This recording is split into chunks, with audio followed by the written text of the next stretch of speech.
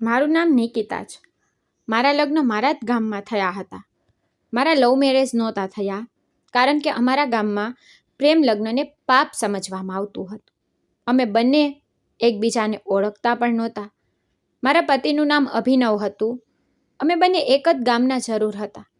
ખરેખર તો મારા સસરા મારા પિતાને ઘણા સમય પહેલાંથી જ જાણતા હતા અને બંને જુવાનીમાં એકબીજાના મિત્ર હતા. મારા પિતા તો આ દુનિયામાં નહોતા.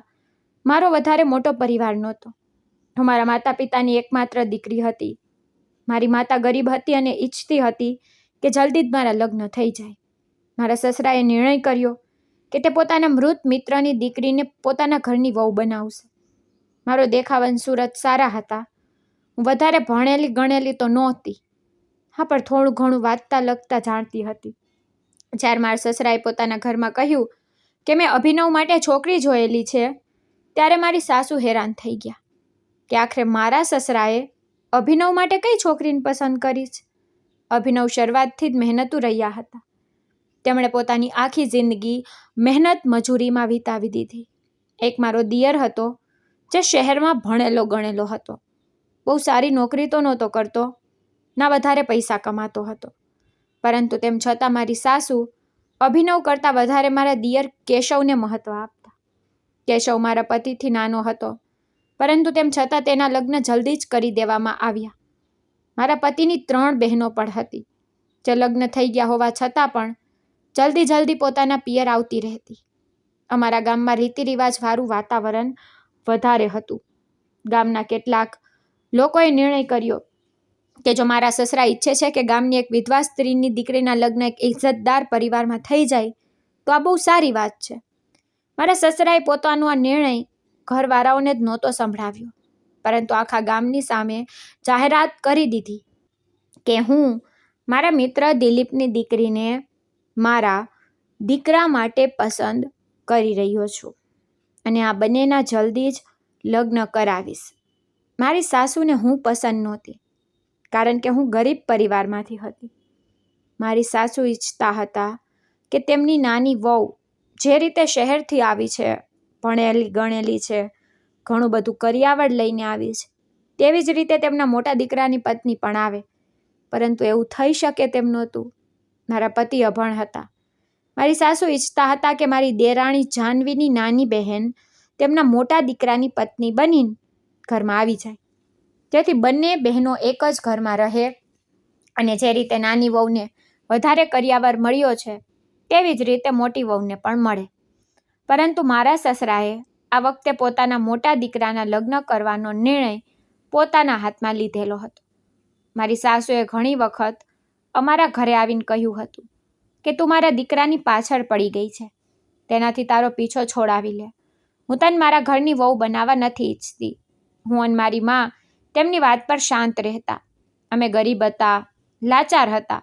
અમારા માથા પર કોઈ મોટા માણસનો હાથ નહોતો, ના કોઈ પુરુષનો સહારો હતો. મારી માતાએ નક્કી કરી લીધું હતું કે જો મારા સસરા ઈચ્છે કે તે મને પોતાના ઘરની વહુ બનાવે, તો તે એમ જ થવા દેશે. મારી સાસુની વાતોમાં આવીને કોઈ પણ રીતે ડરશે નહીં અને પાછળ નહીં હટે, કારણ કે તે પણ પોતાની એકમાત્ર દીકરીનું ભવિષ્ય સુધારવા ઈચ્છતા હતા. તેમને દેખાઈ રહ્યું હતું કે આ ઘરમાં ગયા પછી તેમની દીકરી સહી સલામત અને ખુશ રહેશે. અભિનવે પણ હું બહુ પસંદ હતી. અભિનવ એ જ કરતો હતો જે તેના પિતા કહેતા. મારા સાસરીમાં બધા મને તે ઘરની વહુ બનાવવાના વિરુદ્ધમાં હતા. જો કોઈ પક્ષમાં હતું તો તે હતા મારા સસરા, જે શરૂઆતથી જ નરમ દિલના માણસ હતા. ઘરમાં આમ તો મારી સાસુની વાત ચાલતી હતી અને તેમનો હુકમ બધા માનતા હતા, પરંતુ મારા સસરાની વાતને પણ નજરઅંદાજ કરવામાં આવતી નહોતી. મારા પતિ ઘરના મોટા દીકરા હતા અને તે પોતાના પિતાની વાત પોતાની માં કરતાં પણ પહેલાં માનતા હતા, કારણ કે અમારા સસરા ઇજ્જતદાર માણસ હતા. ગામમાં તેની બહુ ઇજ્જત હતી અને પંચાયતમાં પણ તેમના નિર્ણયની માન્યતા હતી. એટલા માટે જ્યારે મારા લગ્ન થયા તો મારા સસરાએ નિર્ણય કર્યો કે નિકિતા અને અભિનવ આ જ ઘરમાં રહેશે અને અમને રહેવા માટે એક અલગ રૂમ પણ આપવામાં આવ્યો હતો અને કેટલોક વાપરવાનો સામાન પણ આપવામાં આવ્યો હતો, કારણ કે મારા સસરાએ મારી મા પાસેથી કોઈ કરિયાવર લીધો નહોતો. તેમણે તેમને સાફ સાફ ના પાડી દીધી કે બહેનજી, મન તમારી પાસેથી એક ખીલી પણ કરિયાવરના રૂપમાં નથી જોતી. હું તો મારા મિત્રની દીકરીને મારા ઘરની વહુ બનાવીને તેના આત્માને શાંતિ પહોંચાડવા ઈચ્છું છું. મારો ઈરાદો કરિયાવર લઈને તેની આત્માને તકલીફ આપવાનો નથી. મારા સસરાની આવી વાતોથી મારી માના દિલને બહુ ખુશી થતી હતી. મારી મા પાસે દાન કરિયાવરના પૈસા પણ નહોતા. મારી મા બિચારી શહેરમાં જઈને લોકોના ઘરોમાં કામ કરીને તો પોતાનું અને મારું ગુજરાન ચલાવતી હતી. હવે આખા ઘરમાં અભિનવ અને મારા સસરા હતા જે મારી સાથે નરમ વ્યવહાર રાખતા હતા. આ સિવાય બાકીના બધા લોકો મારા માટે અજાણ્યા અને કડક સ્વભાવના હતા. ક્યારેક મને કોઈ મેણા ટોણા મારતું હતું તો ક્યારેક કોઈ મજાકમાં મારું અપમાન કરી દેતું હતું. મારી સાસુ દરેક કામમાં જાનવીના વખાણ કરતા. મારી દેરાણી પહેલાંથી જ આ ઘરમાં હાજર હતી. મારી સાસુએ એ પણ નહોતું વિચાર્યું કે મારે પહેલાં પોતાના મોટા દીકરાના લગ્ન કરવા જોઈએ. તેમણે બસ પોતાના નાના દીકરાની જીદ પૂરી કરી દીધી હતી. જાનવી અને મારા દિયર કેશવના પ્રેમ લગ્ન થયા અને આ વાત મારી સાસુએ બધા લોકોથી છુપાવી હતી. જેવું કે મેં પહેલાં જણાવ્યું કે અમારા ગામમાં પ્રેમ લગ્ન કરવા પાપ હતું, તો મારી સાસુ આ વાત બધાને જણાવીને બદનામી વહોરવા નહોતા ઈચ્છતા. તેમણે બધાને એ જ જણાવ્યું હતું કે તેમણે શહેરમાં જાનવીને પહેલાંથી જ પસંદ કરી લીધી હતી. જાનવીના ઘણા માંગા આવી રહ્યા હતા. ભણેલી ગણેલી છોકરીના લગ્ન ભણેલા ગણેલા છોકરા સાથે જ થઈ શકે છે. એટલા માટે તેમણે જાનવીને પોતાના ભણેલા ગણેલા દીકરા કેશવ માટે પસંદ કરી. અભિનવ માટે તેનો કોઈ મેળ બેસતો નહોતો. ગામના લોકોએ તેમની વાતો પર વિશ્વાસ પણ કરી લીધો હતો. મને તો આ સચ્ચાઈ સાસરે પહોંચ્યા પછી ખબર પડી હતી. મારી સાસુ અને મારી દેરાણીએ અંદરો અંદર એક મજબૂત ટીમ બનાવીને રાખી હતી. મારી ત્રણેય નણંદો પણ તેઓ જેમ કહે તેમ જ કરતી હતી. અને જેવી હું આ ઘરમાં આવી તો તે લોકોએ મને અલગ કરી દીધી અને મને દરેક વાતમાં નિશાન બનાવવાનું શરૂ કરી દીધું. અભિનવ તો કામ પર ચાલ્યા જતા હતા અને હું આખો દિવસ ઘરમાં એકલી રહેતી. તે મજૂરી કરતા અને હું આખો દિવસ સખ્ત મહેનતમાં વિતાવતી. એટલા માટે હું નહોતી ઈચ્છતી કે તેમના પર કોઈ બોજ નાખું. જ્યારે તે રાત્રે પાછા આવતા ત્યારે મને પૂછતા હતા કે બધું બરાબર તો છે ને. હું તેમને હંમેશા એ જ કહેતી કે હા, બધું બરાબર છે. હું નહોતી ઈચ્છતી કે તે થાકીને આવે અને મારી વાતોથી પરેશાન થઈ જાય, કારણ કે તે પહેલાંથી જ આખો દિવસ મહેનત કરતા. આ લોકો મને ઘણી વખત ખાવાનું આપવામાં પણ ઓછપ રાખતા હતા, પરંતુ હું અભિનવને જણાવવાને બદલે તેમને એ જ કહેતી હતી કે મેં બધાની સાથે બેસીને ખાવાનું ખાઈ લીધું છે, જેથી તેમના દિલમાં કોઈ પરેશાની ન આવે અને તે પોતાના કામ પર પણ ધ્યાન આપી શકે. મારા સસરા જો મારા પક્ષમાં કંઈક બોલી દેતા હતા અથવા હું તેમની સાથે વાત પણ કરી લેતી તો બાકીના બધાને બહુ પરેશાની થઈ જતી અને આખા ઘરનું વાતાવરણ બદલાઈ જતું. મારી સાસુ મને વારંવાર એ જ કહેતા હતા કે તું જબરદસ્તી મારા દીકરા સાથે ચોંટી ગઈ છે. તારો તો મારા દીકરા સાથે કોઈ મેળ જ નહોતો. અને નણંદો કહેતી હતી કે તું અમારા ભાઈ લાયક નથી. અને આ વાત તે બધાની સામે પણ દોહરાવતી હતી. એક દિવસ મારી સાસુએ આ જ વાત ફરીથી કહી તો મારા સસરાએ તરત જ તેમને રોકી દીધા અને મેં પણ હિંમત કરીને જવાબ આપી દીધો. મેં કહ્યું કે હું મારી મરજીથી આ ઘરમાં નથી આવી. મને પરણાવીને લાવવામાં આવી છે. હું તમારા દીકરા સાથે ચોંટી નથી. મારું નસીબ તેની સાથે જોડાયેલું હતું. મારા અને તમારા દીકરાના લગ્ન થયા છે અને હું મારા પતિને પ્રેમ કરું છું. મારી સાસુએ ગુસ્સામાં કહ્યું કે પ્રેમનું અમે શું કરીએ? અમને તો ઇજ્જત જોઈએ ને તારા જેવી ગરીબ આ પરિવારમાં આવીને અમારા પરિવારની ઇજ્જત ખરાબ કરી રહી છે. તું આ ઘરની પહેલી એવી સ્ત્રી છે જેને પરિવારનો કોઈ પણ સભ્ય પસંદ નથી કરતો. ગામવાળાઓએ દયા ખાઈને જબરદસ્તી તને અમારા પલ્લે બાંધી દીધી છે. નહીંતર અમે તો ક્યારેય તને અમારા ઘરની વહુ ના બનાવત. તારો બાપ જીવતો હોત તો હું તેની સાથે વાત કરત. ક્યારેય પણ આ લગ્ન ના થવા દેત. તારી માએ જૂઠા આંસુ ગામવાળાઓને બતાવીને તને જબરદસ્તી અમારા ઘરમાં મોકલી દીધી અને હવે તું આ ઘર પર કબજો જમાવવા ઈચ્છે છે. તેમણે આ બધું કહ્યું પણ હું શાંતિથી ઊભી રહીને સાંભળતી રહી અને મારી આંખોમાં આંસુ આવી ગયા. મારા સસરાએ જલ્દીથી આ વાત સાંભળીને બધાની સામે કહ્યું કે તમે લોકો આ છોકરીને ખોટી કેમ સમજી રહ્યા છો? આની કોઈ ભૂલ નથી. મેં જ મારા મિત્રની દીકરીને આ ઘરની વહુ બનાવવાનો નિર્ણય કર્યો. હું આને ઇજ્જતથી આ ઘરમાં લઈને આવ્યો છું. મારા દીકરા સાથે આ ખુશ છે, આ બંનેનો સંબંધ મજબૂત છે, તો પછી તમે લોકોને શું પરેશાની છે? મારી સાસુએ ફરી કહ્યું કે તમે હંમેશા આની જ તરફદારી કરો છો. આણે તમને પોતાના માથા પર ચડાવી લીધા છે. તમે ક્યારેય આને ના રોકી, આને બધું જ આપ્યું, આના માટે દરેક વસ્તુ આસાન કરી દીધી છે. એટલા માટે હવે આ આપણા બધાના માથા પર ચડીને નાચી રહી છે અને હવે આપણને બધાને મુશ્કેલીમાં મૂકી રહી છે. મારા સસરાએ બહુ દુઃખ સાથે કહ્યું કે તમે લોકો કેમ આનાથી આટલા પરેશાન છો? આ બિચારી તો કોઈને કંઈ કહેતી પણ નથી. મેં ક્યારેય કોઈની સાથે ખરાબ નથી કર્યું. હું દરેક માણસ સાથે ન્યાય કરું છું અને મેં આને આ ઘરમાં લાવીને કોઈ ખોટું કામ નથી કર્યું. હું નથી ઈચ્છતો કે આ ઘરમાં આનું અપમાન થાય અથવા તો આને પરેશાન કરવામાં આવે. આને પણ એ ઇજ્જત આપવામાં આવે જે ઇજ્જત નાની વહુને આપવામાં આવી રહી છે. પછી તે મને સમજાવતા બોલ્યા, વહુ, આજે તારી સાસુ છે ને, આણે પોતાની જિંદગીમાં બહુ સારો સમય જોયો છે. મેં આની સાથે ક્યારેય ખરાબ વર્તન નથી કર્યું. મેં આની દરેક ઈચ્છા પૂરી કરી, આને ઇજ્જત આપી, પરંતુ હવે આ ઘરમાં બધાને પોતાના કાબૂમાં રાખવા ઈચ્છે છે. તેમણે કહ્યું કે તારી સાસુએ પોતાના દીકરાને પણ પોતાની સાથે મેળવેલો છે અને તારી ઓકાત આ ઘરમાં ઓછી કરવાની કોશિશ કરે છે, પરંતુ તું શાંત રહે અને ધીરજ રાખ. મેં કહ્યું, બાબુજી, તમે તો આ ઘરના મોટા છો ને, પછી તમે કંઈ કેમ નથી કહેતા? તે બોલ્યા કે હું નામનો મોટો છું, પણ હું જુલમનો સાથ ન આપી શકું. હું પ્રેમનો દુશ્મન નથી. તું મારા દીકરાને પ્રેમ કરે છે, તેની કદર કરે છે. મારા માટે સૌથી મોટી આ જ વાત છે. તેમણે ફરીથી ઉદાહરણ આપતા કહ્યું કે જે જાનવી છે ને, તારી દેરાણી, તે પોતાને પતિને પૂરી રીતે પોતાના વશમાં રાખે છે. મારો દીકરો એ જ બોલે છે જે તેની પત્ની કહે છે અને તેને વાંદરાની જેમ નચાવે છે. પરંતુ તારી સાસુને આ બધું નજર નથી આવતું, કારણ કે તે ઘણો બધો કરિયાવર જે લઈને આવી છે અને અમીર ઘરની છે. એટલા માટે ઘરમાં પૈસા અને સંબંધોની રમત ચાલે છે. તેમણે મને સમજાવ્યું કે કેટલાક લોકો પોતાના દીકરાઓને પૈસા માટે ભૂલી જાય છે. તે મહેનત કરે છે, તેમને પૈસા મળે છે અને પરિવારવાળા ખુશ રહે છે. પરંતુ જો એ જ દીકરો પોતાની પત્ની સાથે ખુશ હોય છે, તો પછી મા બાપને લાગે છે કે તે અમારાથી દૂર થઈ ગયું. તેમણે કહ્યું કે હકીકત એ છે કે મોટાભાગના બાળકો પોતાના માતા પિતાની નજીક જ હોય છે, એક જ શહેરમાં હોય છે, પરંતુ તેમ છતાં સંબંધો તૂટી જાય છે, માત્ર એટલા માટે કે દિલમાં લાલચ અને અભિમાન આવી જાય છે.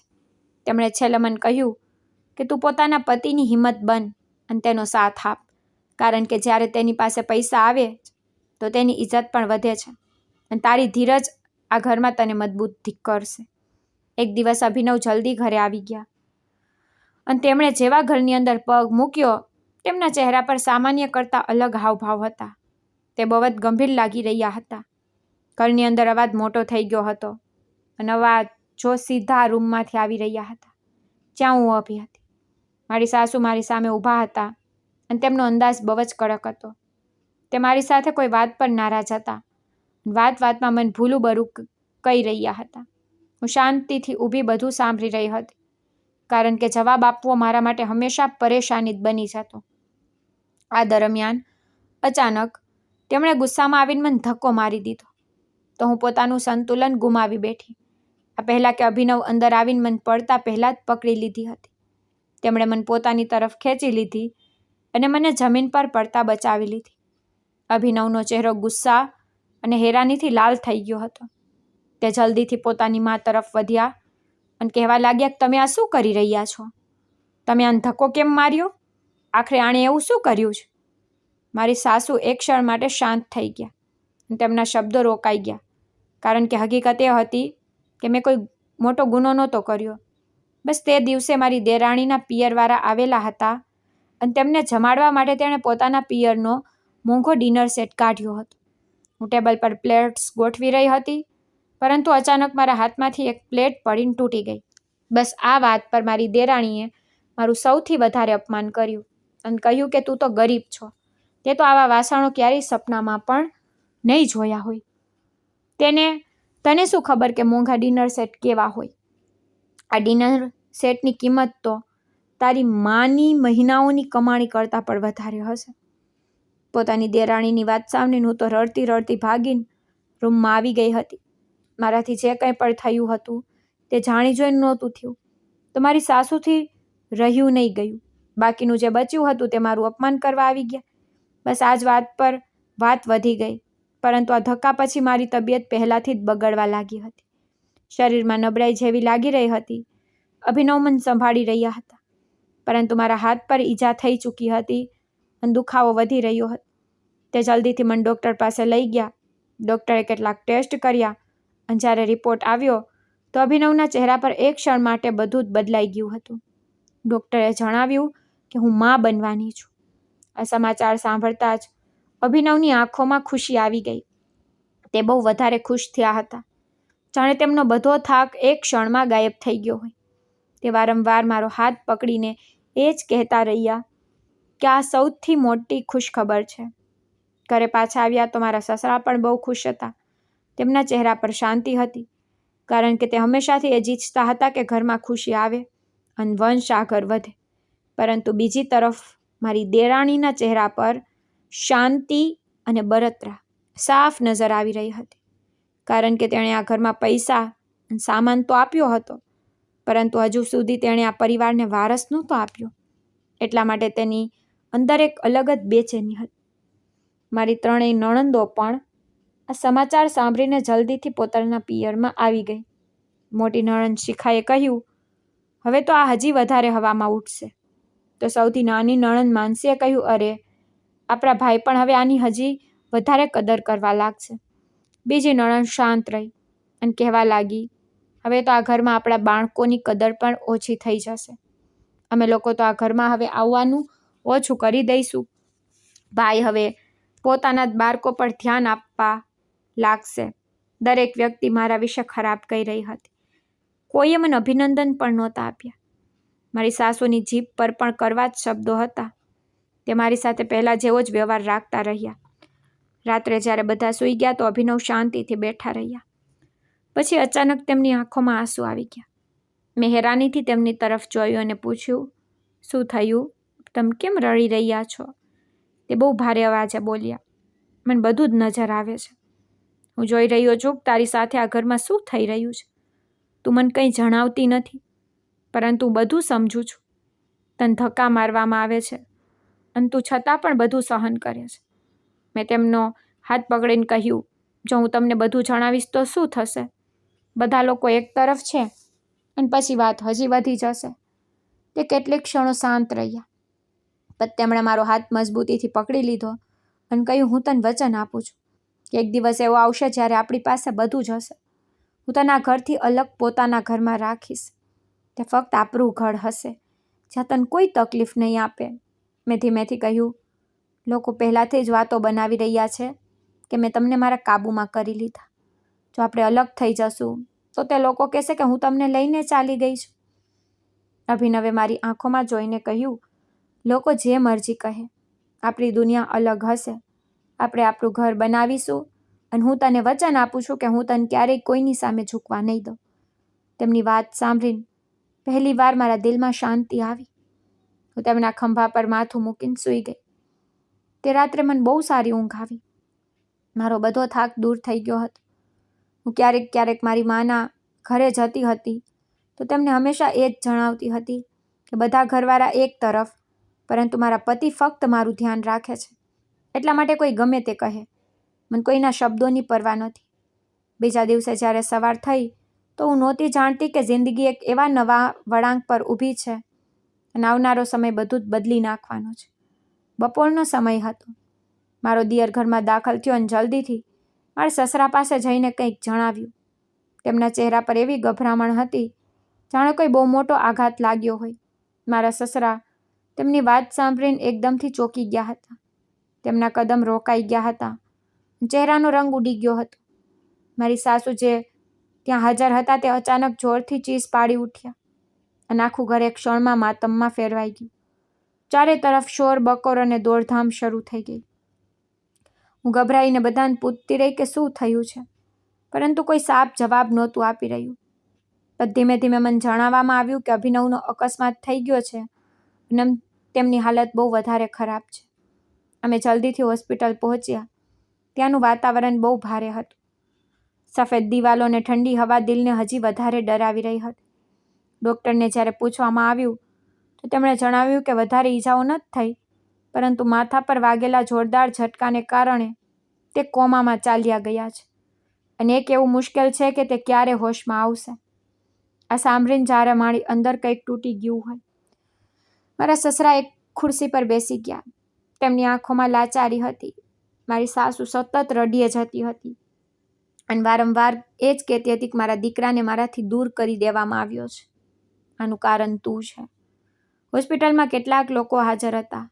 તેમણે મારા સાસુને સમજાવવાનો પ્રયત્ન કર્યો કે અકસ્માત તો ગમે તેની સાથે થઈ શકે છે, આમાં કોઈનો વાંક ન થતો, પરંતુ તે તો સાંભળવા તૈયાર જ નહોતી.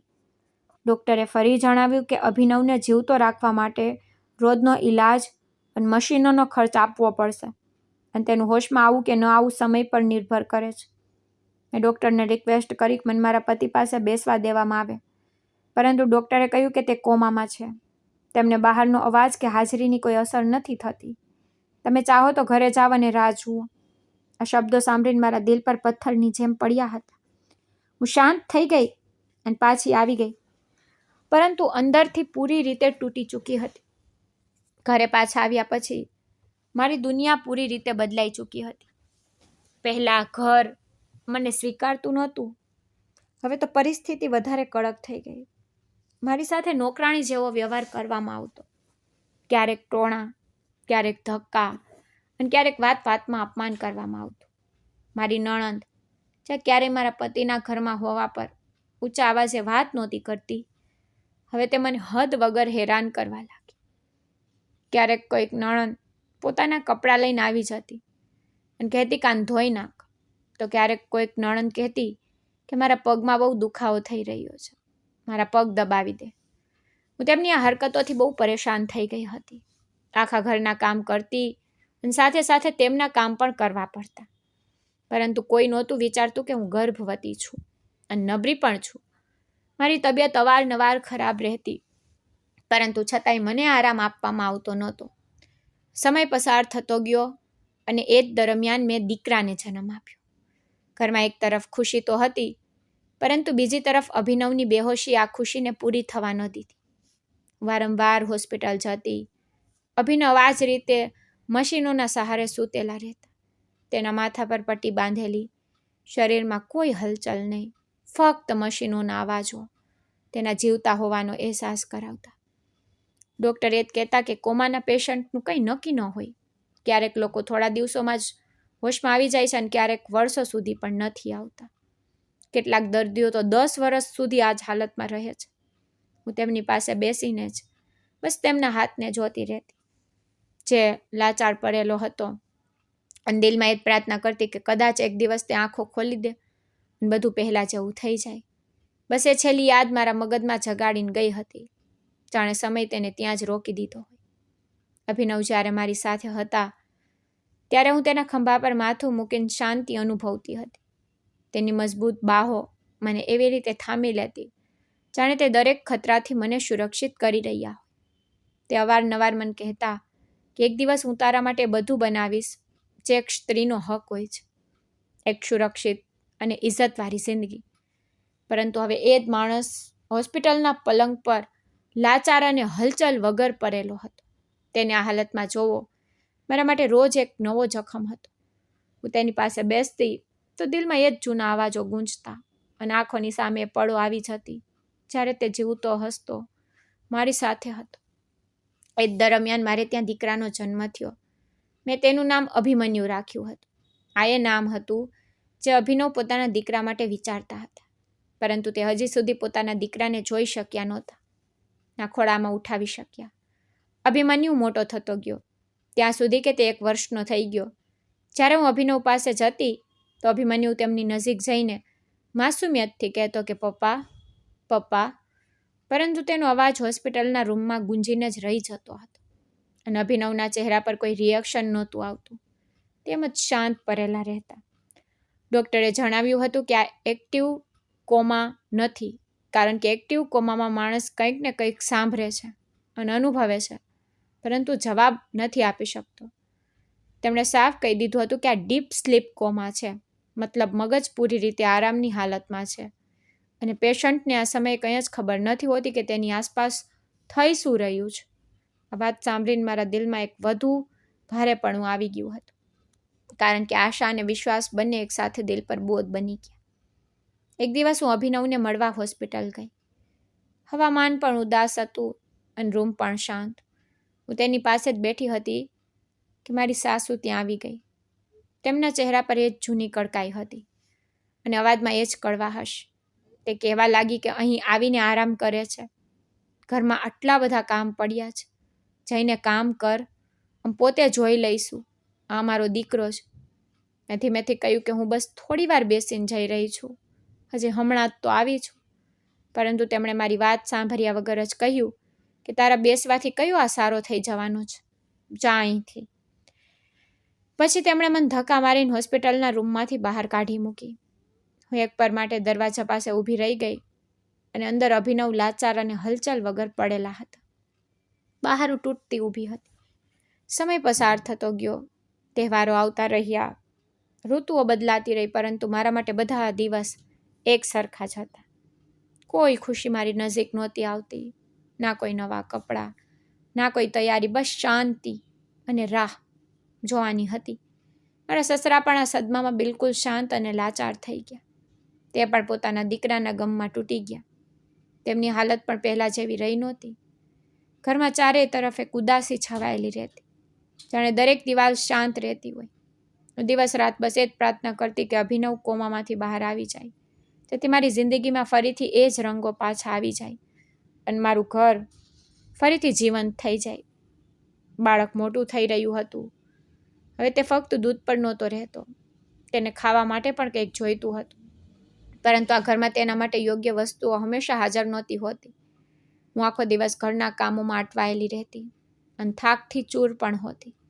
જ્યારે તે રડીને ખાવાનું માંગતો તો ક્યારેક હું તેને ગુસ્સામાં કહી દેતી કે જે ઘરમાં હાજર છે તે જ ખાઈ લે. તે માસૂમ બાળક શાંત થઈને જ ખાઈ લેતો અથવા ભૂખ્યો સૂઈ જતો. અને જ્યારે રાત્રે તે સૂતેલો દેખાતો તો મારું દિલ તૂટી જતું. હું મારી જાત સાથે લડતી રહેતી કે મેં મારા બાળક સાથે આવું કેમ કર્યું.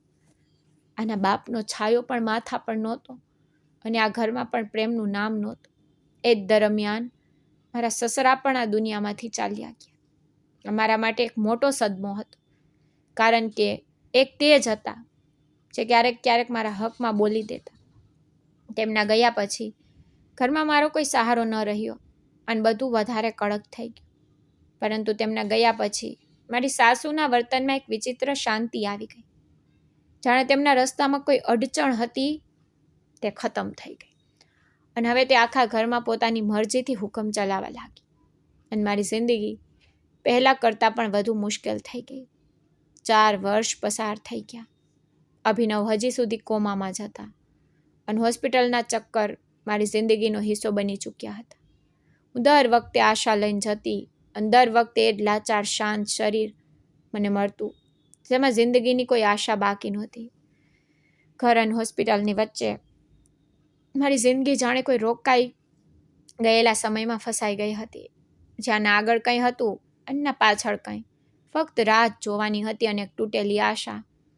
એક દિવસ મારો દીકરો ભૂખથી ખરાબ રીતે રડી રહ્યો હતો. તેનો અવાજ આખા ઘરમાં ગુંજી રહ્યો હતો. તે સતત મારા કપડાં પકડીને દૂધ કે ખાવાનું માંગી રહ્યો હતો, પરંતુ એ સમયે કંઈ પણ હાજર નહોતું જેનાથી તેનું પેટ ભરાઈ શકે. વારંવાર કિચન તરફ જોઈ રહી હતી અને દિલ જ દિલમાં પરેશાન થઈ રહી હતી કે હવે શું કરું. કિચનમાં એક પ્લેટમાં હલવો રાખેલો હતો. તે દિવસે મારી દેરાણીએ ખાસ કરીને પોતાના અને પોતાના પતિ માટે બનાવ્યો હતો, કારણ કે તે બંનેના લગ્નની એનિવર્સરી હતી અને મારા દિયરને હલવો બહુ પસંદ હતો. આજે ઘરમાં મોટો ફંક્શન હતો. એનિવર્સરીના પ્રસંગે ઘણા બધા મહેમાનોને ઇન્વાઇટ કરવામાં આવ્યા. બધા લોકો આ તૈયારીમાં લાગેલા હતા. ચારે તરફ એ પ્રકારની ખુશીનો માહોલ હતો, પરંતુ મારા રૂમમાં ફક્ત ભૂખ અને લાચારી. મારું બાળક રડી રડીને બેહાલ થઈ રહ્યું હતું. હું તેની હાલત જોઈને તૂટી રહી હતી. તેની આંખોમાં આંસુ હતા અને તેનું શરીર ભૂખથી નબળું થઈ રહ્યું હતું. મેં પ્લેટ તરફ જોયું અને દિલમાં એક યુદ્ધ શરૂ થઈ ગયું. એક તરફ અસૂલો, બીજી તરફ મારું ભૂખ્યું બાળક. મેં મારી જાતને કહ્યું કે આજે હું મારા દીકરાને ભૂખ્યો નહીં રહેવા દઉં, ભલે ગમે તે થઈ જાય. વધુમાં વધુ શું થશે? એ જ થશે ને કે મને વટશે અથવા થપ્પડ મારી દેશે.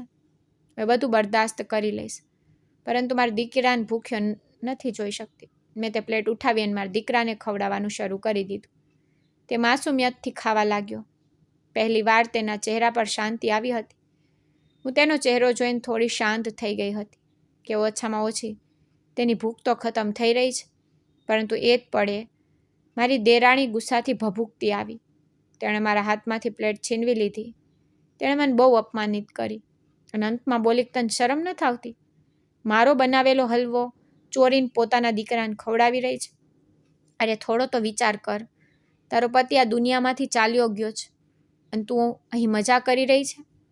આ વાત સાંભળતા જ મારા હાથ ધ્રુજી ગયા અને મારા દીકરાના મોઢામાં જે કોળિયો હતો તે ગળામાં અટકી ગયો. હું કંઈ બોલી શકી નહીં, બસ તેના ચહેરાને જોતી રહી. હું પાગલોની જેમ પોતાના દીકરાને ઉઠાવીને જલ્દીથી હોસ્પિટલ તરફ ભાગી. મારા મગજમાં ફક્ત એક જ વિચાર હતો કે કદાચ અભિનવને હોશ આવી ગયો હશે અથવા કદાચ તેમની હાલતમાં બદલાવ આવી ગયો હશે. હું હોસ્પિટલ પહોંચી તો દરવાજો બંધ હતો. મેં ચોકીદારને કહ્યું કે મને અંદર જવા દો, મારા પતિ અંદર છે, તે બહુ બીમાર છે, મને તેમની પાસે જવું છે. ચોકીદારે મને રોકતા પૂછ્યું કે તમારા પતિનું શું નામ છે? મેં ધ્રુજતા અવાજે કહ્યું, અભિનવ બેરણજી. તેણે થોડી વાર મને જોઈને પછી દરવાજો ખોલી દીધો અને કહ્યું, તું અંદર આવી શકે છે. હું અંદર જતી રહી. ત્યાંનો માહોલ બહુ વિચિત્ર હતો. એક તરફ શાંતિ અને બીજી તરફ સફેદ દિવાલો જે દિલને વધુ ઉદાસ કરી રહી હતી. હું એક રૂમમાં પહોંચી જ્યાં એક ડૉક્ટર ઊભો હતો. તેણે મને જોઈ અને પૂછ્યું કે શું તમે અભિનવ બેનર્જીના પત્ની છો? મેં હામાં માથું હલાવ્યું અને પોતાના દીકરાને છાતી સરસો ચાપેલો હતો. એ જ સમયે ત્યાં એક પતિ પત્ની બેઠેલા હતા જે બહુ અમીર લાગતા હતા. તેમના કપડાં મોંઘા હતા અને તેમના ચહેરા પર એક ઊંડી ગંભીરતા હતી, જાણે તે કોઈ જરૂરી કામ માટે આવ્યા હોય. ડૉક્ટર મારી પાસે આવ્યા. તેને એક પરબીડિયું મારી સામે કર્યું અને કહ્યું કે આ તમારા માટે છે. મેં નવાઈ પામીને પૂછ્યું કે આ શું છે? તેણે કહ્યું કે આ 30 લાખનો ચેક છે જે આ લોકો તમને આપ્યો છે. મેં ચેકને જોયો. ધ્રુજતા કહ્યું કે આ લોકો મને કેમ પૈસા આપશે? આ મને ઓળખતા પણ નથી. ડૉક્ટર થોડીવાર શાંત રહ્યા. પછી એક એવી વાત જણાવી કે જાણે મારી અંદરની દુનિયા અટકી ગઈ હોય. આ તો ખરેખર 30 લાખનો ચેક હતો. મારા હાથ ધ્રુજી રહ્યા હતા અને આંખો વારંવાર આ રકમ તરફ જઈ રહી હતી. જાણે વિશ્વાસ કરવો મુશ્કેલ હોય કે આ બધું હકીકત છે. તે લોકોએ કહ્યું કે ફક્ત આટલું જ નહીં, અમે તમારા નામે એક બંગલો પણ કરી રહ્યા છીએ જેમાં તમે તમારા દીકરા સાથે રહી શકો છો. મેં ધ્રુજતા અવાજે પૂછ્યું કે તમે લોકો કોણ છો અને અભિનવ ક્યાં છે? મને તો જણાવવામાં આવ્યું હતું કે તે આ દુનિયામાં ચાલ્યા ગયા છે. મારા સવાલ પર તે લોકો શાંત થઈ ગયા અને ડૉક્ટરે આગળ વધીને વાત સંભાળી. ડૉક્ટરે જણાવ્યું કે આ મિસિસ એન્ડ મિસ્ટર ઋત્વિક વર્માજી છે. આ વિસ્તારના બહુ અમીર લોકો છે. તેમના દીકરાની બંને કિડની ખરાબ હતી અને આના માટે તેમને એક કિડનીની જરૂર હતી. ડૉક્ટરે કહ્યું કે દરેક માણસ પાસે 2 કિડની હોય છે. એક નીકળી ગયા પછી પણ તે બીજી કિડનીના સહારે જીવતો રહી શકે છે, પરંતુ તેમની દીકરીની બંને કિડની ખરાબ થઈ ચૂકી હતી. તેથી અમે તમારા પતિની એક કિડની કાઢીને તેમના દીકરીના શરીરમાં નાખી દીધી છે, કારણ કે તેમની દીકરીની હાલત દિવસે ને દિવસે ખરાબ થઈ રહી હતી. તે બાળકી ફક્ત 6 વર્ષની હતી અને તેની જિંદગી ખતરામાં હતી. પછી ડૉક્ટરે ધીમા અવાજે કહ્યું કે તમારા પતિની શરીરની બંને કિડની બિલકુલ બરાબર હતી. આ જ કારણે તેમની એક કિડની કાઢીને આ બાળકીના શરીરમાં નાખી દેવામાં આવી છે અને હવે તે બાળકી પણ પૂરી રીતે સ્વસ્થ છે. આ સાંભળીને મારી અંદર જાણે કંઈક તૂટી ગયું. મારા કાનમાં ફક્ત એક જ શબ્દ ગૂંજી રહ્યો હતો કે અભિનવની કિડની કાઢી લેવામાં આવી છે. મેં ચીસ પાડતા કહ્યું કે આનો મતલબ મારો પતિ હવે આ દુનિયામાં નથી. મારો અવાજ હોસ્પિટલના રૂમમાં ગૂંજી ગયો અને મારા હાથમાંથી ચેક પણ પડી ગયો. મારું શરીર ધ્રુજવા લાગ્યું. એ જ પળે હું જોરથી ચીસ પાડીને ત્યાં જ બેહોશ થઈ ગઈ. મને નહોતી ખબર કે હું કેટલી વાર બેહોશ રહી. જ્યારે મારી આંખ ખુલી તો હું હોસ્પિટલના પલંગ પર સૂતેલી હતી. રૂમ શાંત હતો અને લાઇટ બહુ ધીમી હતી. મારી પાસે મારો દીકરો અભિમન્યુ શાંતિથી સૂતો હતો. તેનો ચહેરો માસૂમ અને સુકૂન આપનારો લાગતો હતો, જાણે તેને કોઈ પરેશાની ન હોય. મારી નજીક આવીને એક નર્સ ઊભી રહી ગઈ હતી, જે મને જોઈને બોલી, પરેશાન ન થાવ, અમે તમારા દીકરાને દૂધ પણ પીવડાવ્યું છે અને ખાવાનું પણ ખવડાવી દીધું છે, એટલે તે આરામથી સૂતો છે.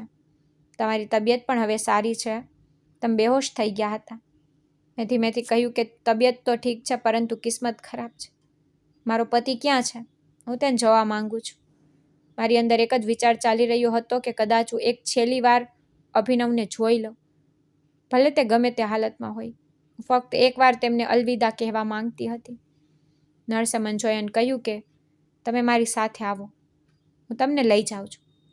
તેણે બીજી નર્સને કહ્યું કે અભિમન્યુ પાસે ઊભી રહે, જો આ જાગે તો અમારી પાસે લઈ આવજો. બાળક છે, ક્યાંક ડરી ન જાય. પછી તે મને પોતાની સાથે લઈને ચાલવા લાગી. દરેક ડગલા પર ધ્રુજી રહી હતી. મારું દિલ જોર જોરથી ધડકી રહ્યું હતું, જાણે હમણાં જ છાતીમાંથી બહાર આવી જશે. મને અંદાજો હતો કે મને અભિનવ પાસે લઈને જવામાં આવી રહી છે, પરંતુ તેને આ હાલતમાં જોવાની હિંમત નહોતી ધરાવતી. મારા મગજમાં વારંવાર એ જ સવાલ આવી રહ્યો હતો કે આ બધું કેમ થયું? તે બાળકની જાન બચાવવા માટે મારા પતિની કિડની કેમ કાઢી લેવામાં આવી? જો કોઈની જિંદગી બચી છે તો મારા પતિનો શું વાંક હતો? આખરે તેમની સાથે આવું કેમ કરવામાં આવ્યું? હું હોસ્પિટલના કોરિડોરમાં ચાલી રહી હતી. દરેક ડગલા સાથે મારી દુનિયા વધુ તૂટી રહી હતી અને દિલમાં ફક્ત એક જ સવાલ હતો કે અભિનવને મારાથી કેમ છીનવી લેવામાં આવ્યો. તે રૂમ પાસેથી પસાર થઈ જ્યાં પહેલાં મારો પતિ હોતો હતો, પરંતુ હવે ત્યાં રોકાવાનો કોઈ મતલબ નહોતો. નર્સ મને સાથે લઈ આગળ વધતી રહી અને એક બીજા રૂમની સામે આવીને અટકી ગઈ. દરવાજો ધીમેથી ખુલ્યો અને જે નજારો મારી સામે આવ્યો તેને મારા શ્વાસ એક પળ માટે રોકી દીધા. મારો પતિ ત્યાં હાજર હતો. તે પલંગ પર સૂતેલો હતો, પરંતુ બિલકુલ સહી સલામત લાગતો હતો. તેની આંખો ખુલ્લી હતી અને જેવી તેણે મને જોઈ, તેના ચહેરા પર એ જ જૂની ઓળખાણવાળી નરમાશ આવી ગઈ. તેને પોતાનો હાથ મારી તરફ લંબાવ્યો, જેમ હંમેશા લંબાવતો. હું એક પળ માટે દોડીને તેની પાસે પહોંચી ગઈ અને તેનો હાથ પકડી લીધો. વારંવાર તેનો હાથ ચૂમી રહી હતી અને મારી આંખોથી લગાવી રહી હતી. મારા આંસુ રોકાતા જ નહોતા. મેં ધ્રુજતા અવાજે કહ્યું, તમે ઠીક છો? તમે ઠીક છો ને? તેણે ધીમેથી જવાબ આપ્યો કે હા, હું હોશમાં આવી ગયો છું. ખરેખર ગઈકાલે બપોરે ઉપરવાળાની કૃપા મારા પર થઈ ગઈ અને હું હોશમાં આવી ગયો. ડૉક્ટર્સમાં દોડધામ મચી ગઈ અને તેમણે જલ્દી મારા હોશમાં આવ્યા પછી જે પોતાનો ઈલાજ કરવાનો હતો તે શરૂ કરી દીધો. મારા હોશમાં આવવા પર ડૉક્ટર્સ ખુશ થયા હતા અને તેમણે કહ્યું હતું કે અમે અત્યારે જ તમારા પરિવારને આ ખુશીના સમાચાર આપીએ છીએ, પરંતુ આ પહેલાં જ હોસ્પિટલમાં એક એવો કેસ આવ્યો તે નાની બાળકીની જિંદગી અને મોત વચ્ચેની જંગ લડી રહી હતી. તેની બંને કિડની ખરાબ થઈ ગઈ હતી.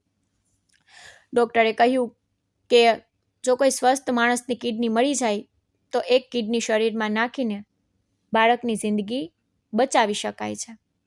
તે બાળકની માં ધ્રુસકે રડી રહ્યા હતા અને કહી રહ્યા હતા, ડૉક્ટર કંઈ પણ કરો, ગમે એટલા પૈસા લગાવો, કંઈ પણ કરો, અમે અમારી દીકરીને બચાવવા માંગીએ છીએ.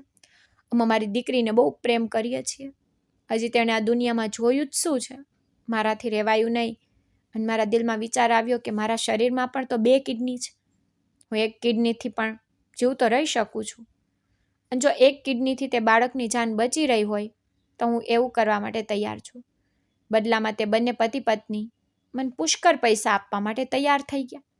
અને પછી ઓપરેશન થયા પછી તે બાળકીની જિંદગી પણ બચી ગઈ અને મને ઉપરવાળા કદાચ એટલા માટે જ હોશમાં લઈને આવ્યો હતો કે મારા હોશમાં આવવાથી આ બાળકની જાન પણ બચી જશે. પોતાના પતિની વાત સાંભળીને એક પળ માટે હું શાંત થઈ ગઈ. મારા મગજમાં તરત જ એ જ વાતો આવી જે મારી દેરાણીએ કહી હતી. મેં ધીમેથી કહ્યું, પરંતુ જાહ્નવીએ તો જે મને કંઈક બીજું જ જણાવ્યું હતું.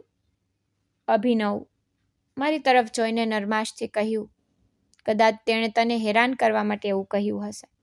તને પરેશાન કરવા માટે તેને આ વાત બનાવી દીધી હશે. કારણ કે ડૉક્ટરે મારા ઘરે મારા સ્વસ્થ થવાના સમાચાર મોકલ્યા હતા. મેં દિલમાં વિચાર્યું કે કદાચ તે સાચું કહી રહ્યા છે, કારણ કે જે સમયે હું કિચનમાં મારા દીકરાને હલવો ખવડાવી રહી હતી તે જાણી જોઈને મને તકલીફ આપનારી વાતો કરી રહી હતી. એ જ સમયે મારા મગજમાં એક બીજો વિચાર આવ્યો કે જો અભિનવ જીવતો છે તો પછી બધા ઘરના લોકો કેમ આ રીતે ભાંગી પડ્યા હતા અને અત્યાર સુધી કોઈ સામે કેમ ન આવ્યું. મેં જ્યારે અભિનવને આ વાત કહી તો તેમણે કહ્યું, નિકિતા, આ મુશ્કેલ સમયમાં મને ખબર પડી ગઈ કે મારું કોણ સગું છે અને કોણ પોતાનું છે. તે લોકો પાસે તો મારા સાજા નરવા હોવાના સમાચાર પહેલાં જ પહોંચી ગયા હતા, પરંતુ અત્યાર સુધી કોઈ મારી પાસે ન આવ્યું. થોડીવાર પછી મારી સાસુ હોસ્પિટલ પહોંચ્યા અને જેવા તેમણે અભિનવને જીવતો જોયો તો તેઓ જોરથી રડવા લાગ્યા અને વારંવાર કહેવા લાગ્યા કે અમે તો રોજ રડતા હતા, અમે તો તારા વગર એક દિવસ પણ નથી ગુજાર્યો. હું શાંત ઊભી રહીને તેમને જોઈ રહી હતી. મારા મગજમાં એ જ જૂનો સમય ઘૂમી રહ્યો હતો. 4 વર્ષ સુધી મેં ક્યારેય તેમની આંખોમાં એક આંસુ પણ નહોતું જોયું, પરંતુ હું કંઈ ન બોલી. મારો પતિ બધું શાંતિથી જોઈ રહ્યો હતો. તે કંઈક કહી નહોતો શકતો, બસ બધાની વાતો સાંભળતો જતો હતો, જાણે તે પરિસ્થિતિને સમજવાનો પ્રયત્ન કરી રહ્યો હોય.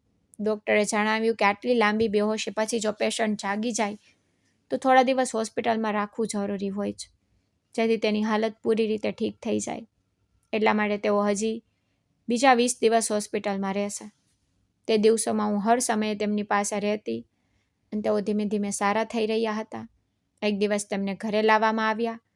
ઘરે આવીને તેઓ બેડ રેસ્ટ પર હતા અને પહેલીવાર તેમણે પોતાના દીકરા અભિમન્યુને જોયો હતો, જે હવે મોટો થઈ ચૂક્યો હતો. તેઓ તેની પાસે બેઠા અને તેને ધ્યાનથી જોવા લાગ્યા. પછી તેમની આંખોમાં એક અજીબ ભીનાશ આવી ગઈ અને તેઓ ધીમેથી બોલ્યા, મેં તો આના બાળપણની બધી ક્ષણો ગુમાવી દીધી. જ્યારે આ પહેલી વાર ચાલ્યો હશે, જ્યારે આણે પહેલી વાર મને બોલાવ્યો હશે, બધું હું જોઈ ન શક્યો. મેં તેમના હાથ પર હાથ રાખીને કહ્યું, તમે જીવતા છો ને એ જ સૌથી મોટી વાત છે, બાકી બધું સમયની સાથે ઠીક થઈ જશે. હું પરવારાની શુક્રગુજાર હતી કે મારો પતિ પાછો આવી ગયો અને મેં મારા દિલમાં એ જ કહ્યું કે હવે ગમે તે થઈ જાય, હું તેને ફરીથી ગુમાવવા નથી માંગતી. પરંતુ ઘરના કામ અને જવાબદારીઓ ખત્મ નહોતી થઈ રહી. મને વારંવાર અવાજ આપીને કામોમાં લગાડી દેવામાં આવતી હતી. મારી નણંદો પણ મારા પતિની સામે એવી મીઠાશથી મળતી જાણે તેમણે તેમની પીઠ પાછળ મને બિલકુલ પણ હેરાન ન કરી હોય. આ ઘરમાં સૌથી વધારે જવાબદારી મારા પર જ હતી. અભિનવ આ બધું શાંતિથી જોઈ રહ્યા હતા. તે પલંગ પર સૂતા દરેક વસ્તુને અનુભવી રહ્યા હતા, પરંતુ હજી નબળા હતા, એટલા માટે વધારે કંઈ નહોતા કહેતા. અને હું તેમની પાસે બેસીને એ જ વિચારી રહી હતી કે વક્તે આપણને ઘણું બધું બતાવ્યું છે, પરંતુ હવે હું સિર્ફ એક જ વસ્તુ ઈચ્છું છું કે આપણું ઘર હવે ક્યારેય ન તૂટે. હજી મારા પતિને પૂરી રીતે સેહતમંદ થવા, નોર્મલ રૂટીનમાં આવવા માટે ઓછામાં ઓછા 15થી 20 દિવસ હજી આરામની જરૂર હતી, પરંતુ તેઓ પોતે જ એક દિવસ અચાનક પોતાના પગ પર ઊભા થઈ ગયા, જાણે તેમણે અંદરથી કોઈ નિર્ણય કરી લીધો હોય. મેં તેમને રોક્યા અને કહ્યું કે હજી ડૉક્ટરે આરામ માટે કહ્યું છે, તમે આટલી વહેલા કેવી રીતે ઉઠી ગયા? તેઓ હસ્યા અને કહેવા લાગ્યા કે બહુ કામ છે કરવા માટે, હવે મારે અહીં વધુ નથી રહેવું.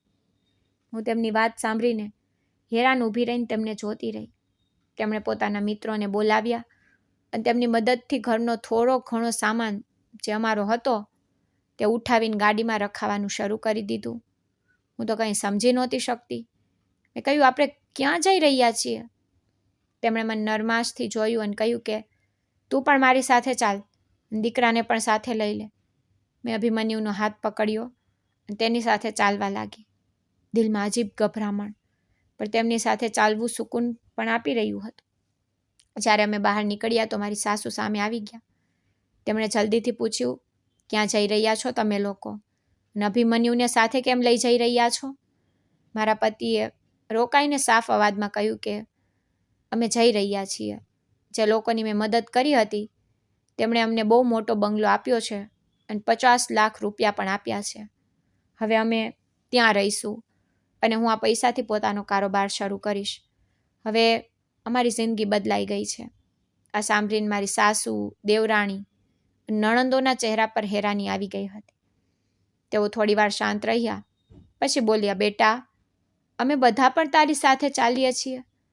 આ ઘર હવે નાનું પડી ગયું છે, લોકો વધારે થઈ ગયા છે. મારા પતિએ સખ્ત અંદાજમાં કહ્યું કે ત્યાં સિર્ફ અમે લોકો જઈશું, તે અમારું ઘર છે, આપ લોકોનું નહીં.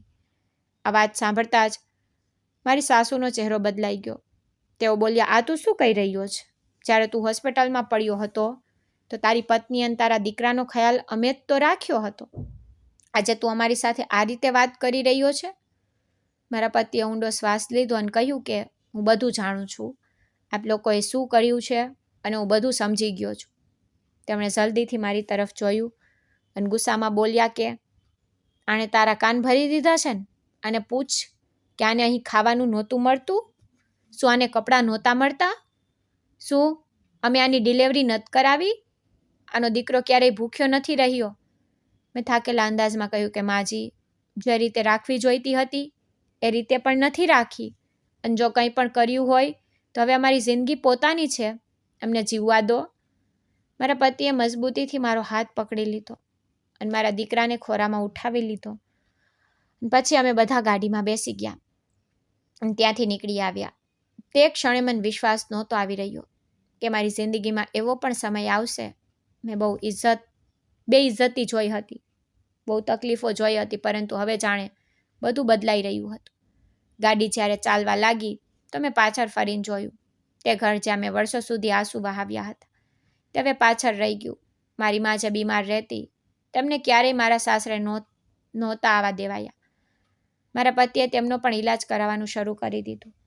અમે એક નવા શહેર તરફ જઈ રહ્યા હતા અને મારા દિલમાં ડર પણ હતો અને આશા પણ. જ્યારે આપણે ત્યાં પહોંચ્યા તો સામે એ જ લોકો ઊભા હતા જેમણે અમારી મદદ કરી. તે બંને પતિ પત્ની હતા અને તેમના ચહેરા પર સુકૂન હતું. તેમણે અમને જોતાં કહ્યું કે આપ લોકો આવી ગયા, અમે તમારો જ ઇંતજાર કરી રહ્યા હતા. તેમણે એક મોટો બંગલો બતાવ્યો જે ખૂબ જ સુંદર હતો. તેની બહાર ખુલ્લું આંગણું હતું અને દરેક વસ્તુ હાજર હતી જે એક ઘરમાં હોય. તેમણે જણાવ્યું કે અમે 1 વર્ષથી અહીં રહી રહ્યા છીએ અને હવે અમે જઈ રહ્યા છીએ. આ ઘર તમારું છે અને જે સામાન છે તે પણ અમે છોડી દીધો છે. અમે આ બધું પાછું નહીં લઈએ.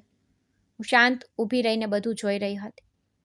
મારી આંખોમાંથી આંસુ નીકળી આવ્યા, પણ આ આંસુ દુઃખના નહોતા, આ સુકૂનના હતા. મારો દીકરો અભિમન્યુ ખુશીથી દોડીને આંગણામાં ચાલ્યો ગયો અને ત્યાં રમવા લાગ્યો. તેના ચહેરા પર પહેલીવાર એવી મુસ્કાન હતી જે મેં પહેલાં ક્યારેય નહોતી જોઈ. તે લોકો અમને એમ કહીને ચાલ્યા ગયા કે અમે તમારી નોકરી પર લગાડી દઈશું અને પગાર પણ ઓછામાં ઓછો 50,000 રૂપિયા મહિનો હશે. મેં મારા પતિ તરફ જોયું અને દિલમાં પહેલીવાર સુકૂન આવી ગયું. મારી પાસે ઘર હતું, નોકર પણ હતો, પૈસા પણ હતા અને સૌથી વધીને મારો પતિ પણ મારી પાસે હતો. અભિનવે મારો હાથ પકડ્યો અને ધીમેથી કહ્યું કે ચાલ હવે પોતાના ઘરની અંદર જઈએ. હું તેમની સાથે અંદર ચાલવા લાગી અને મારી આંખોમાં ખુશીના આંસુ હતા. તેમણે મારી તરફ જોઈને કહ્યું કે હવે તો રડવાનું નથી. હું હસી પડી. પહેલીવાર મેં અનુભવ્યું હતું કે કદાચ મારી જિંદગી બદલાઈ ગઈ છે. અભિનવે 15-20 દિવસ પછી નોકરી પર જવાનું શરૂ કરી દીધું હતું અને મારી જિંદગી જાણે પહેલી વાર શ્વાસ લઈ રહી હતી. જ્યારે હું પોતાના ઘરમાં પોતાની મરજીથી રહેતી, પોતાની મરજીથી ખાવાનું બનાવતી અને સુકૂનથી પોતાના પતિ અને દીકરા સાથે ખાતી હતી. હવે કોઈ મને અવાજ આપીને જલીલ નહોતું કરતું, ન કોઈ ટોણો આપતું, ન કોઈ ખાવાના કોરિયા ગણતું. ઘરના દરેક રૂમમાં સુકૂન હતું અને આ સુકૂનની મને વર્ષોથી ચાહત હતી. ધીમે ધીમે મારી મા પણ સેહતમંદ થવા લાગી. મારા પતિએ તેમને અમારા જ ઘરમાં જગ્યા આપી દીધી. જ્યારે અભિનવ કામ પર જવા માટે તૈયાર થતા તો અભિમન્યુ દોડીને તેમની પાસે જતો અને તેમના પગે વળગી જતો. અભિનવ હસીને તેને ખોળામાં ઉઠાવી લેતા અને તેના ગાલ પર ચૂમતા. પછી મારી તરફ જોઈને હસી દેતા અને કહેતા કે જુઓ, આપણો દીકરો કેટલો તોફાની થઈ ગયો છે.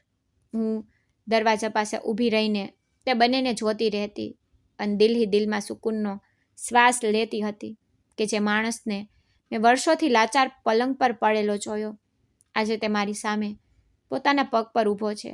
જ્યારે તેઓ સાંજે પાછા આવતા તો હું તેમના માટે તેમની પસંદનું ખાવાનું બનાવતી હતી. તેઓ મારા હાથનું બનાવેલું ખાવાનું બહુ શોખથી ખાતા હતા અને વારંવાર એ જ કહેતા કે તારા હાથના ખાવામાં જે સુકૂન છે તે ક્યાંય નથી મળતું. મારી જિંદગી બદલાઈ ગઈ. એ જ અભિનવ જાણે ક્યારેય મારા આંસુ જોઈને વાદો કર્યો હતો કે એક દિવસ બધું ઠીક થઈ જશે. તેમનો વાદો સાચો થઈ ગયો. હવે મારો દીકરો પણ બહુ ખુશ રહેવા લાગ્યો હતો. પહેલાં તે કોળિયા માટે તરસતો, હવે તેની સામે દરેક વસ્તુ હાજર રહેતી. ફળ, દૂધ, બિસ્કિટ, રમકડાં, કપડાં, દરેક એ વસ્તુ જે એક બાળકની જરૂરિયાત હોય છે, બલકે કેટલી વાર જરૂરિયાત કરતાં વધારે પણ. તે કપલ પણ અમારા ઘરે અવારનવાર આવતા જતા, જેમની દીકરીનો જીવ મારા પતિએ બચાવ્યો હતો. હવે તેઓ સિર્ફ ઓળખાણવાળા નહોતા રહ્યા, પરંતુ અમારી ફેમિલી ફ્રેન્ડ બની ગયા હતા. તેમની દીકરી હવે પૂરી રીતે ઠીક થઈ ચૂકી હતી. તે જ્યારે અમારા ઘરે આવતી તો અભિમન્યુ સાથે રમતી રહેતી. બંને આંગણામાં દોડતા રહેતા. ક્યારેક બોલથી રમતા તો ક્યારેક હિંચકા પર બેસી જતા અને તેમની હસી પૂરા ઘરમાં ગૂંજતી રહેતી. તે બાળકીની માં અવારનવાર મારો હાથ પકડીને કહેતી કે આપ લોકો પોતાને ક્યારેય એકલા ન સમજતા. અમે હંમેશા આપ લોકોની સાથે છીએ. આપ લોકોએ અમારી દીકરીને નવી જિંદગી આપી છે. અમે આ અહેસાન ક્યારેય નહીં ભૂલી શકીએ. તેમની વાતો સાંભળીને મારા દિલમાં અજીબ સરખું સુકૂન આવી જતું હતું. કારણ કે વર્ષો પછી પહેલીવાર મને અહેસાસ થયો કે દુનિયામાં સારા લોકો પણ હોય છે અને જિંદગી એટલી સારી થઈ ગઈ હતી કે કેટલી વાર મને લાગતું હતું કે કદાચ હું કોઈ સપનું જોઈ રહી છું. પરંતુ જ્યારે પોતાના પતિ અને દીકરાનો અવાજ સાંભળતી તો વિશ્વાસ આવી જતો કે આ બધું હકીકત છે. અને જ્યારે હકીકત સુંદર થઈ જાય ને તો પછી માણસને સપનાની જરૂર નથી રહેતી. મારી મા મારી પાસે હતી, મારો પતિ, મારો દીકરો મારી પાસે હતો.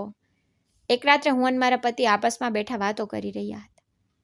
મારા પતિએ મને પૂછ્યું કે જ્યારે હું બેહોશ હતો તારા પર જે જુલ્મ થયા તે બધું મને જણાવ. હું થોડી ક્ષણો શાંત રહી, પછી ધીમેથી કહ્યું કે હવે તે સમય પસાર થઈ ગયો છે. આપને જણાવીને શું કરવું છે? તેમણે મારી તરફ જોઈને કહ્યું કે મારે જાણવું છે. મને ખબર તો પડવી જોઈએ કે તે લોકો કઈ હદ સુધી ગીરી ચૂક્યા હતા અને તે શું બરદાસ્ત કર્યું. હું તેમના ચહેરાને જોતી રહી અને ધીમે ધીમે તેમને બધું જણાવવાનું શરૂ કરી દીધું કે કેવી રીતે મને ભૂખી રાખવામાં આવતી હતી, કેવી રીતે મને ટોણા દેવામાં આવતા, કેવી રીતે હોસ્પિટલમાંથી ધક્કા મારીને કાઢી મૂકવામાં આવી હતી, કઈ રીતે મેં અભિમન્યુને ભૂખથી રડતો જોયો અને કેવી રીતે હું દર રાત્રે એકલી બેસીને રડતી. હું બોલતી જતી હતી અને અભિનવ શાંતિથી બેઠા સાંભળતા જતા હતા. જ્યારે મેં તેમને જણાવ્યું કે કેટલી વાર અભિમન્યુ ભૂખ્યો સૂઈ જતો હતો તો તેમની આંખોમાં આંસુ આવી ગયા. તેમણે જલ્દીથી પોતાનો ચહેરો બીજી તરફ કરી લીધો, જાણે તેઓ પોતાના આંસુ મારાથી છુપાવવા માંગતા હોય. પછી તેમણે ધીમા અવાજમાં કહ્યું કે તે આ બધું કેવી રીતે બરદાસ્ત કર્યું હશે નિકિતા? મેં હલકી મુસ્કાન સાથે કહ્યું કે કદાચ એટલા માટે બરદાસ્ત કરી લીધું કારણ કે મને વિશ્વાસ હતો કે તમે પાછા આવી જશો. તેઓ મારી વાત સાંભળીને શાંત થઈ ગયા. પછી તેમણે મારો હાથ પકડી લીધો અને ઘણીવાર સુધી કંઈ ન બોલ્યા. તે રાત્રે તેમના હાથની ગરમીમાં મને એ જ સુકૂન અનુભવાઈ રહ્યું હતું જે વર્ષો પહેલાં અનુભવાતું હતું. મેં ધીમેથી કહ્યું કે હું તો હવે બધું ભૂલી ગઈ છું કારણ કે તમે પાછા આવી ગયા છો અને મારા માટે આ જ સૌથી મોટી ખુશી છે. અભિનવે મારી તરફ જોયું અને તેમની આંખોમાં મોહબ્બત હતી. માણસ ક્યારેક ક્યારેક કેટલાક પાપ એવા પણ કરી જાય છે કે જો બીજો માણસ તેને માફ કરી દે તો પણ ઉપરવાળો તેને માફ નથી કરતો. આજ કદાચ એટલા માટે વક્ત એક દિવસ બધાની સામે સચ રાખી દે છે. મારા સાસરીવાળા સાથે પણ કંઈક એવું જ થવા લાગ્યું હતું. તેમના પોતાના ખરાબ કર્મોનું પરિણામ ધીમે ધીમે તેમની સામે આવી રહ્યું હતું. હું દૂર બેસીને બધું જોઈ રહી હતી. મારી દેવરાણી, જેને મારી સાસુ બહુ શોખથી ઘરમાં લઈને આવ્યા હતા, તેણે અમારા એ ઘરમાંથી નીકળતા જ પૂરા ઘરનો રંગ ઢંગ બદલી નાખ્યો હતો. મારી સાસુ એમ પણ અમારા આવ્યા પછી એકલા રહી ગયા હતા. ધીમે ધીમે તેણે મારી સાસુ અને ત્રણેય નણંદોને પોતાના ઈશારા પર નચાવવાનું શરૂ કરી દીધું. કારણ કે એ ઘરમાંથી જે હું તેમની ફ્રીની નોકરાણી હોતી હતી તે નીકળી ગઈ હતી ઘરના કામનો લોડ મારી સાસુ ઉપર નાખી દેવા માંગતી હતી. તેનું હંમેશાથી એ જ કહેવું હતું કે હું બહુ બધા દહેજ સાથે આવી છું, હું અહીં કોઈ કામ નહીં કરું. ઉલટાનું મારી ત્રણેય નણંદોને કામ પર લગાડી દીધી અને સાસુને પણ ઈશારા પર નચાવવાનું શરૂ કરી દીધું. તેમનો દીકરો તો પહેલાંથી જ પોતાની પત્નીના કહેવામાં હતો. મારી નણંદોથી આ બધું બરદાસ્ત નહોતું થતું, એટલા માટે તેમણે પોતાના પિયર આવવાનું બંધ કરી દીધું અને શાંતિથી પોતાના સાસરે જ રહેવા લાગી. હવે જ્યારે મારી સાસુની દીકરીઓએ પણ પિયર આવવાનું બંધ કરી દીધું અને વહુ તેમને ફ્રીની રોટલી નહોતી આપી શકતી, એટલા માટે તેમના પર ઘરના કામનો બોજ નાખી દેવામાં આવ્યો. અને પછી એક દિવસ જાહ્નવીની તબિયત બહુ વધારે ખરાબ થઈ તો ડૉક્ટરે જણાવ્યું કે તે ક્યારેય માં નથી બની શકતી. આ સાંભળીને પૂરો પરિવાર શાંત થઈ ગયો. મારી સાસુને અફસોસ થયો કે તેમના પરિવારની નસલ હવે ક્યારેય આગળ નહીં વધે. જ્યારે કે એવું કંઈ નહોતું. તેઓ ઈચ્છતા તો મારા અભિમન્યુને પણ અપનાવી શકતા હતા, મગર તેમણે હંમેશા તેની સાથે દુશ્મની નિભાવી. મારા દિયરે બીજે લગ્ન કરવાનો નિર્ણય કરી લીધો અને આ વાત જાહ્નવી માટે સૌથી મોટો સદમો બની ગઈ. બીજી બાજુ મારું સાસુ પણ બીમાર થઈ ગયા હતા. હવે તેઓ ઘરના કામ કરીને થાકી ચૂક્યા હતા. તેમને આ ઘટપણમાં આરામની જરૂર હતી, જે કે તેમની વહુ તેમને કરવા નહોતી દેતી. તેમના શરીરમાં એટલી તાકાત નહોતી બચી કે તેઓ પૂરા ઘરના કામ કરી શકે. અભિનવ જ્યારે તે બધાને મળીને આવ્યા તો તેમણે મને જણાવ્યું કે માની હાલત બહુ ખરાબ છે, તેમની તબિયત બહુ ખરાબ થઈ રહી છે અને હેરાનીની વાત તો એ છે કે જે વહુ પર તેઓ જાન દેતા હતા એ જ તેમની સેવા નથી કરતી. હું થોડીવાર શાંત રહી. મારી માં પણ આ બધું સાંભળી રહી હતી. તેઓ આગળ વધીને અભિનવને કહેવા લાગ્યા કે બેટા, હું તો તારી સાસુ છું, તો પણ તે મને પોતાના ઘરમાં રાખેલી છે અને તે ઓરત તો તારી માં છે. તું તેમને મળવા જતો કર. મારા પતિએ માને જવાબ આપ્યો કે હા માજી, હું જતો રહીશ, કારણ કે તે મારી માં છે, પરંતુ હું તે લોકોને ક્યારેય માફ નહીં કરું. પછી તેઓ શાંત થઈ ગયા અને થોડીવાર પછી બોલ્યા કે માણસ જે વાવે છે ને તે જ લણે છે. આપણે કંઈ નથી કરી શકતા. હવે આ બધું તેમના ખરાબ કર્મોનું પરિણામ છે. હું અને મારી માં તેમની વાત સાંભળીને શાંત થઈ ગયા, કારણ કે હકીકત એ હતી કે વખતે બધાને તેમના કર્મોનો જવાબ આપવાનું શરૂ કરી દીધું હતું. અહીં અમારી જિંદગી પહેલાં કરતાં પણ વધારે સુંદર થતી જઈ રહી હતી. અભિમન્યુ હવે મોટો થઈ રહ્યો હતો. તેની હસી પૂરા ઘરમાં ગુંજતી. તે સ્કૂલ જવા લાગ્યો હતો. દરરોજ નવી નવી વાતો શીખીને આવતો હતો અને પોતાના પપ્પા સાથે બહુ ખુશ થતો હતો. અને થોડા સમય પછી ઉપરવાળાએ અમને એક વધુ ખુશખબરી આપી હતી કે હું ફરીથી માં બનવાની હતી. જ્યારે મેં અભિનવને આ ખુશખબરી આપી તો તેમની આંખોમાં ખુશી આવી ગઈ હતી. વખત પસાર થતો ગયો અને પછી મેં એક બીજા દીકરાને જન્મ આપ્યો. તેમણે જ્યારે પહેલીવાર અમારા બીજા દીકરાને ખોળામાં ઉઠાવ્યો તો તેમની આંખોમાં અજીબસી ચમક હતી. તેઓ વારંવાર તેના નાના નાના હાથોને ચૂમી રહ્યા હતા અને કહી રહ્યા હતા કે હવે મારી ફેમિલી પૂરી થઈ ગઈ. જિંદગીએ મને શીખવાડી દીધું કે સબ્ર ક્યારેય બરબાદ ન જતો અને જુલ્મ કરનારો એકને એક દિવસ પોતાના અંજામ સુધી જરૂર પહોંચે છે.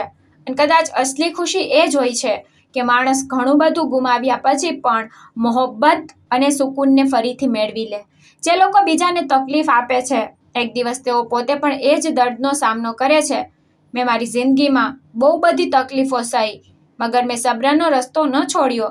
હંમેશા પોતાના પતિનો સાથ નિભાવ્યો. જે લોકો મોહબ્બત અને ઇજ્જત આપે છે તે જ અસલમાં મોટા લોકો હોય છે. અભિનવે પોતાના મુશ્કેલ સમયમાં મને ન છોડી અને મેં હર હાલમાં વફાદારી નિભાવી. આ જ કારણે આખીરમાં ઉપરવાળાએ અમારી જિંદગી આસાન કરી દીધી. દોસ્તો, ઉમ્મીદ કરું છું આપને અમારી કહાની પસંદ આવી હશે. કહાની પસંદ આવી છે તો વિડીયોને લાઈક કરો, ચેનલ પર નવા છો તો ચેનલને સબસ્ક્રાઈબ કરો અને આ નોટિફિકેશન બેલને જરૂરથી દબાવો, જેથી આગળની અપડેટ તમને પહેલાં મળી રહે. ધન્યવાદ.